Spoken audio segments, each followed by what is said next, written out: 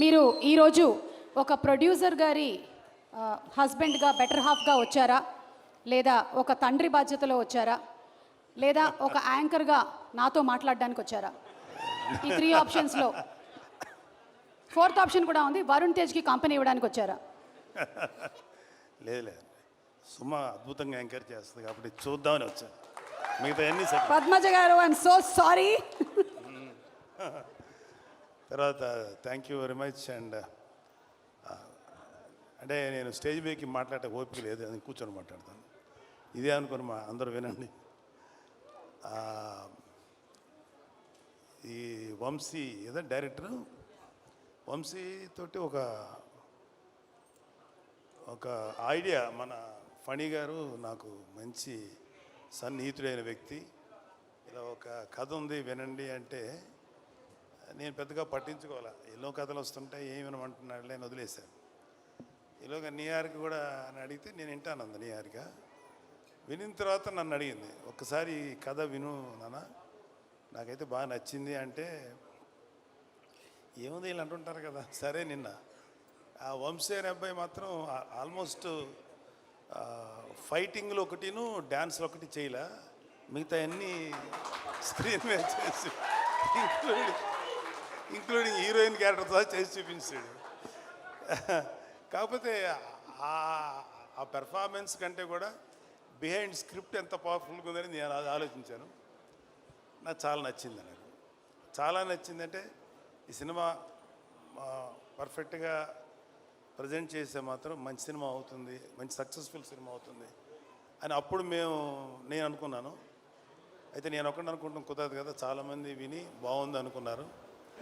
అయితే మధ్యలో ఒక నిహారిక అంటే తను ఒక మంచి నిహారిక జడ్జిమెంట్, నాకు చాలా నమ్మకం నిహారిక జడ్జిమెంట్ మీద, చాలా బాగా జడ్జ్ చేస్తుంది. ఎక్సెప్ట్ హర్ ఫస్ట్ ఫిలిం, మిగతా అన్నీ పర్ఫెక్ట్గా జడ్జ్ చేసింది. అది సినిమాలో యాక్టింగ్ కానీ లేకపోతే ఎస్పెషల్లీ ఈ ఓటీటీ ప్లాట్ఫామ్స్. సరే తనేముందంటే కొంచెం మరి ఆ కమర్షియల్ థింకింగ్ ఉంటుంది కదా, తనేముందంటే ఒక 2-3 నోన్ ఆర్టిస్టులతోటి, అందరూ న్యూ ఫేసెస్ కదా, నోన్ ఆర్టిస్టులతో చేస్తే బాగుంటుంది అని నిహారిక అంది. నాకేమనిపించిందంటే వాళ్ళు చెప్పినప్పుడు అందరూ కుర్రోళ్ళు ఫ్రెష్గా ఉన్నారు కదా, మళ్ళీ వీళ్ళ మధ్యలో ఒక నోన్ ఆర్టిస్ట్ ఏంటి ఏదో నాకు అనిపించింది. బట్ నిహారిక ఆర్గ్యుమెంట్ ప్రకారం చూసుకుంటే అది ప్రొడ్యూసర్గా అది రైటే, కానీ నేను ఒక సినిమా చూసే వ్యక్తిగా ఇలా కొత్త కుర్రోళ్ళతోటి ఫ్రెష్గా, అంతకుముందు వాళ్ళ మీద ఎటువంటి ఇమేజ్ లేకుండా, అంటే కంటెంట్ మాత్రమే మన బ్రెయిన్లోకి వెళ్తుంది అనే నమ్మకంతో నాకు అది అనిపించలే. నేను అక్కడ డిఫర్ అయ్యాను నిహారికతోటి. బట్ అల్టిమేట్గా డైరెక్టర్ అనుకునేది చేశాడు. నేను ఇప్పుడు ఇందాక దిగి లోపలికి వచ్చే ముందు జనరల్గా నేను చుట్టుపక్కల యాంబియన్స్ ఏదో పెద్ద ఆలోచించను, కానీ అక్కడ ఈ పోస్టర్స్ 2 చూసిన తర్వాత చాలా బాగా అనిపించింది. నాకు చాలా ఫ్రెష్గా చాలా బాగుంది అనిపించింది. అంటే ఒక చిన్న నాస్టాలజీ ఫీలింగ్ ఏంటంటే, చిరంజీవి గారు మొదటి సినిమా పునాదిరాలు చేశారు. పునాదిరాలు చేసేటప్పుడు అన్నయ్య గారు అందరూ ఇంచుమించు ఒక 6-7 మంది కుర్రోళ్ళు దాంట్లో చేశారు. ఇంచుమించు ఇదే ఏజ్ గ్రూప్ ఉన్నవాళ్ళు అనమాట. అప్పుడు నేను చదువుకున్నాను. నావో బిద్గోరా ఈ సినిమా ఇట్లా ఉందని చూపిస్తే, నేను దీంట్లో ఈ క్యారెక్టర్ చేశాను, ఇలా చేశాను అని అన్నయ్య నాతో షేర్ చేసుకున్నాను. అన్నయ్య కూడా ఎంతూజియాస్టిక్. అన్నయ్యకి 26 ఏళ్ళకి వెళ్ళిపోయాడు ఇండస్ట్రీకి. ఐ థింక్ వీళ్ళందరికీ అదే ఏజ్ గ్రూప్ ఉంటుంది, 22, 23, 24. సో 25 ఏళ్ళకి అన్నయ్య నాతో షేర్ చేసుకుంటుంటే, మాకు కూడా మా అన్నయ్య సినిమాలో యాక్ట్ చేస్తున్నారు కదా, అదొక చిన్న సాటిస్ఫాక్షన్ ఉండేది. సో అక్కడ కూడా విలేజ్లో వీళ్ళందరూ యంగ్స్టర్స్ అందరూ చేస్తుంటే, బహుశా అలాంటి ఫీలింగే వీళ్ళలో కూడా వచ్చి ఉంటుందేమో, అలాంటి ఎమోషన్స్ వచ్చి ఉంటాయేమో అనిపించింది. అలాగే మనూరు పాండవులు చేసినప్పుడు కూడా అంత అందరూ ఇంచుమించు ఒక భానుచందర్ కాదు, ప్రసాద్ బాబు గారు తప్ప అందరూ కొత్త వాళ్ళే, అది 5గురు. సో నాకు అంటే ఇప్పుడు పెద్ద హీరోస్ ఉన్నారు ఇక్కడ, అడవి శేషు ఉన్నారు, వరుణ్ బాబు, తేజు, ఇంకా చిరంజీవి గారు, పవన్ కళ్యాణ్ గారు, డిప్యూటీ సీఎం ఇవన్నీ కాకుండా ఇంకా వెంకటేష్ గారు, నాగార్జున గారు, ఎన్టీఆర్, నేమ్ ఎనీవన్, అల్లు అర్జును, లేకపోతే ఇంకా చరణ్ బాబు, ఇంతమంది ఆర్టిస్టులు వీళ్ళందరూ సినిమాలు చూసేటప్పుడు ఏమవుతుందంటే వాళ్ళకు ఒక ఆరా ఉంటుంది, ఏదో జరిగిపోతుంది, ఏదో చేస్తారు అనే ఎక్స్పెక్టేషన్తో వెళ్తారు. ఇలాంటి సినిమాలకి కేవలం ఒక మంచి పబ్లిసిటీతోటే ముందుకు వెళ్తే 100% సాటిస్ఫాక్షను ఇలాంటి సినిమాల్లో వస్తుంది. ఎందుకంటే మాకు ఏ ఎక్స్పెక్టేషన్ లేకుండా చూడటం వల్ల. సో నాకు ఈ మధ్యకాలంలో శేఖర్ కమ్ములు గారి, ఈ మధ్యకాలం కాదు చాలా కాలం అయింది, శేఖర్ కమ్ములు గారి సినిమా ఒకటి వచ్చింది, హ్యాపీ డేస్. ఎస్, ఆ తర్వాత అంటే ఎక్కడైతే యంగ్స్టర్స్ ఉంటారో అక్కడ ఏంటంటే నాకు అనిపించేది వాళ్ళలో ఎనర్జీ ఉంటుంది, ఒక తెలియని ఎనర్జీ ఉంటుంది. అది ఒక్కొక్కసారి ఓవర్ బోర్డ్ అవుతుంది, ఒక్కొక్కసారి కొంచెం ఏదైనా తేడా జరగచ్చు. కానీ ఏది జరిగినా ఆ ఎనర్జీ తాలూకు ఇంపాక్ట్ మాత్రం ప్రతి ఒక్కళ్ళు ఫీల్ అవుతుంటారు. సో ఈ సినిమాకి చెప్పిన కథ, మన వంశీ చెప్పిన కథ మాత్రం నాకు చాలా నచ్చింది. సరే, ఇక్కడ ఆర్టిస్టులుగా చూసుకుంటే ఒక కురువృద్ధుడు సాయి కుమార్ తప్ప మిగతా అందరూ కొత్తగా ఉన్నారు. కానీ ప్రతి కుర్రవాడి వెనకాల అవి కేవలం స్టిల్స్లా లేవు, వాళ్ళ వెనకాల వాళ్ళ యాటిట్యూడు, వాళ్ళ ఏదో ఫీల్ తెలుస్తుంది అక్కడ చూస్తున్నంటే. సో వీళ్ళల్లో ఆ కుర్రోడు అబ్బాయి పేరు ప్రసాద్ బెహ్రా, అబ్బాయిని కొంచెం టీవీలో చూసాం.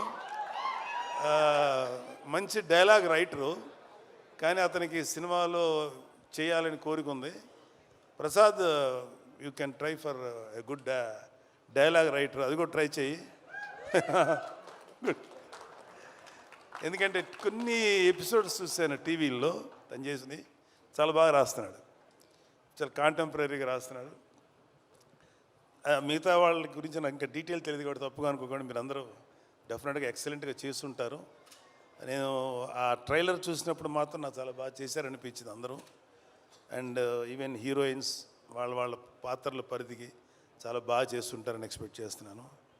మ్యూజిక్ డైరెక్టర్ అనుదీప్ కూడా చాలా మంచి సాంగ్స్ ఇచ్చారు కాకపోతే నాకు అనిపించింది ఏంటంటే అనుదీప్ కూడా ఒక క్యారెక్టర్ చేస్తుంటే ఏమైపోద్ది, ఇంతమందిలో అతను ఒక క్యారెక్టర్ చేస్తుంటే పోద్ది కదా ఒక క్యారెక్టర్ అనిపించింది. కానీ డైరెక్టరు నిన్ను తొక్కేసాడు అనుదీప్. మిగతా ఆర్టిస్టులు అందరూ కలిసి నిన్ను వస్తే నువ్వు ఎక్కడ డామినేట్ చేస్తావు నిన్ను తొక్కేశారు, నిన్ను కేవలం బిహైండ్ ది కెమెరాను పెట్టారు. Thank you. అండ్ మా స్నేహితుడు, నా ఆత్మీయుడు, మా ఫణి, ఒక చిన్న అతను వేరే బిజినెస్లు ఎంతున్నా సరే అతనికి ఒక సినిమా చేయాలని ఒక చిన్న పిచ్చి అంటారా, లేకపోతే ప్యాషన్. తను ఏంటంటే నేను నిహారిక గారి బ్యానర్లో కలిసి చేద్దాం అనుకుంటున్నాను. ఎందుకంటే నిహారిక గారికి ఒక మంచి టేస్ట్ ఉంది, లేకపోతే ప్రొడక్షన్లో గ్రిప్ ఉంటుంది, జడ్జిమెంట్ బాగుంటుంది. సో తనతో చేస్తే నాకు కూడా ఒక టేస్ట్ ఉంది. సో ఒక మంచి ప్రాజెక్ట్స్ వస్తాయేమో అనే ఉద్దేశంతో అంటే నిహారిక ఒక మంచి కథ వినిన తర్వాతే డిసైడ్ చేస్తానని చెప్పింది. కథ వింది, చక్కగా నాకు చెప్పి అంత ఓకే అయింది. I'm very thankful to all of you. And ఈ సినిమా మాత్రం నాకెందుకో గట్ ఫీలింగు, అంటే ఈ సినిమా బేసిక్ కథ గుర్తుంది, నాకు సీన్స్ గుర్తున్నాయి.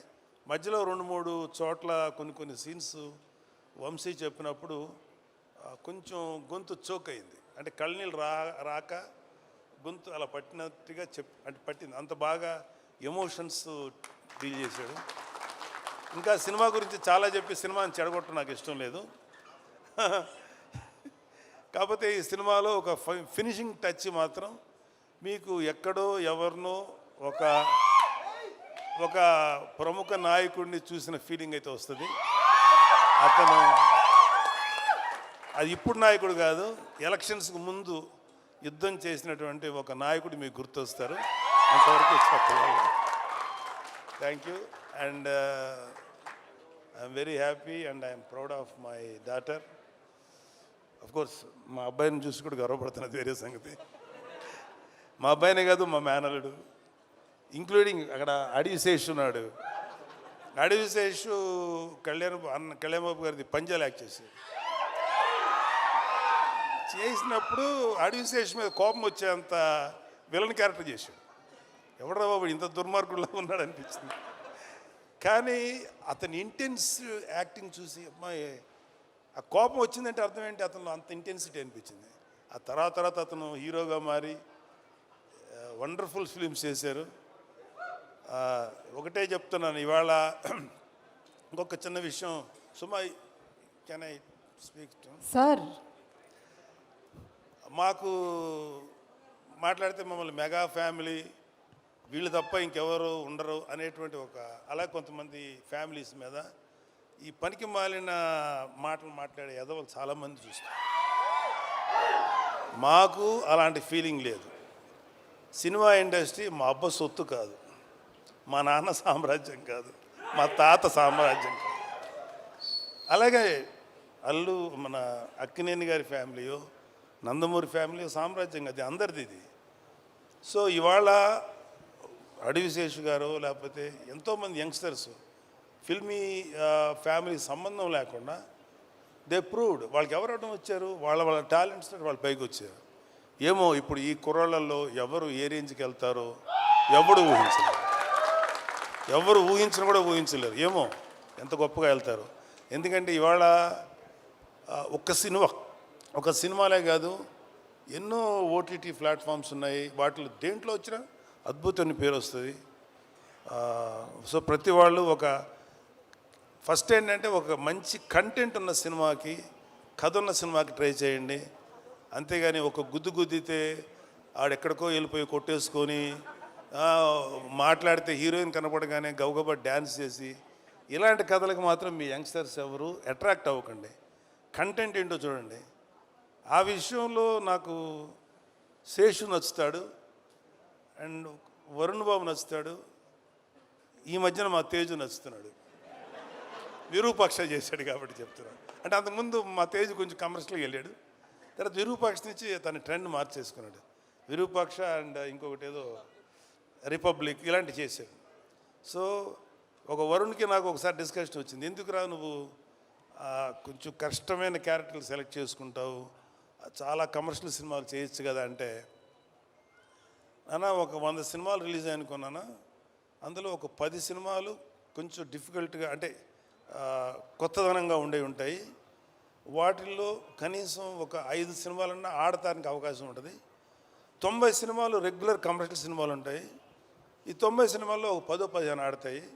మరి ఎక్కువ ఆడుతున్నాయి కదా అన్న, కానీ రేషియో చూసుకున్నాను 90లో 10 ఆడతాయి, ఇక్కడ 10లో 5 ఆడతాయి. కాబట్టి ఎప్పుడు కూడా ఒక కొత్తదనం కోసం వెళ్తేనే యాక్సెప్ట్ చేస్తానని చెప్పి, అది నాకు చిన్నవాడైనా వాడిచ్చిన రియలైజేషన్.